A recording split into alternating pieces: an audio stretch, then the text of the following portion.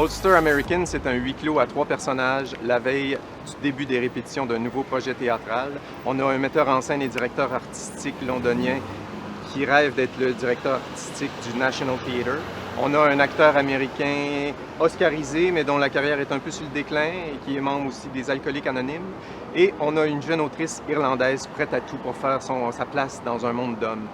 Alors voyez-vous, on a déjà une bonne idée des personnages. On s'est fait une idée, on a collé une étiquette sur eux. C'est un peu ce dont parle la pièce, comment on colle des étiquettes parce que ça nous rassure, parce que c'est des choses qu'on connaît. Et quand cette réalité diffère de l'idée qu'on s'était faite, ben, au lieu d'être curieux et de s'ouvrir à cette différence, on se braque et on veut changer cette réalité-là.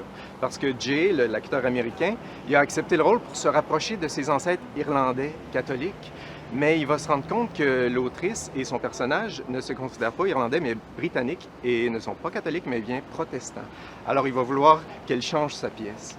Alors oui, c'est une pièce sur l'identité, mais comme l'auteur a créé un personnage féminin pour incarner son alter ego, on ouvre aussi sur les injustices de genre.